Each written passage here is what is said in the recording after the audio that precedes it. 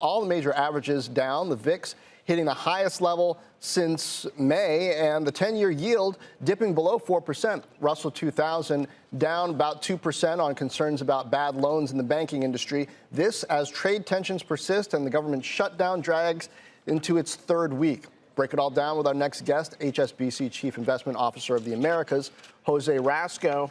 Jose, start with these regional banks. How concerned are you? Well, I mean, look, we have liquidity problems clearly, and not large, but there are liquidity problems, and the Fed's been running QT for a while now, so there is a concern around that whole part of the economy. But at the end of the day, we think the Fed is going to have to come to the rescue, and we think they're going to ease in October and December. That's going to help. And the other side of that is what's going on with the real economy, and what we see with the real economy was pretty good growth in Q2. Third quarter looks pretty healthy. Now, the government shutdown is going to cut the fourth quarter number already by probably about a quarter of a point. But as we can see from some of these earnings numbers, it looks like the economy's fairly robust in the second half of the year as well. So, we may see some balance sheet issues with some of the small and regional banks, but hopefully the Fed will come to the table, as it has in the past, by setting up the proper facilities to provide the liquidity if needed. Is it just a matter of readjusting that? I mean, with all the talk about private credit recently, things perhaps happening off balance sheet, the opaque nature of some of the borrowing lately, I just wonder if this is something that we need to keep an eye on. Well, there's no question. The growth of credit in non-traditional markets has been expansive in the past 10 years, right? And don't forget, John, we're just at the beginning of digital markets. You're talking about private credit. That's an established market. If you look at digital markets and non-traditional sources of lending, not just here, but around the world, that is expanding at a rapid rate.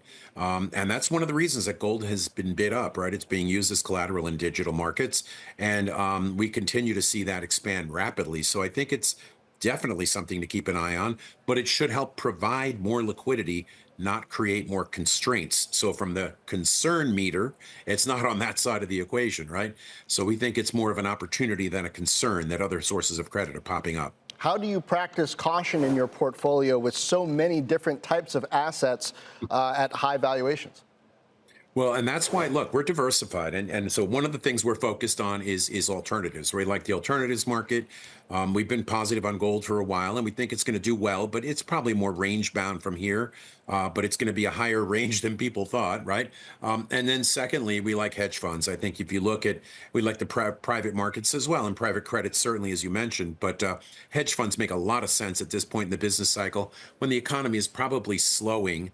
And if the Fed does come to the rescue, that's great. If you remember, when the Fed starts easing after a prolonged pause, bonds do very well. They're up about 7% in the next 12 months, and equities are up an average of 23%. Okay. But for cautious investors, look to alternatives. You say outside the U.S., you like China, Singapore, and the UAE. Why China? Well, China, we're really focused. Number one, we were focused on the closing of that multiple spread, right? Whenever that multiple spread between the U.S. and China gets really large, which it did last spring, you always see the Chinese market rebound. So that was a good call. And then secondly is what the amount of money they're putting into the technology sector. We're really more focused on the tech sector, where they're very adept at creating new technologies and scientific breakthroughs. And we think there's opportunity there. On the margin, there's some definite upside for the Chinese economy and Chinese markets in the tech sector for sure. All right. Jose Rasco, thank you. HSBC. Thank you.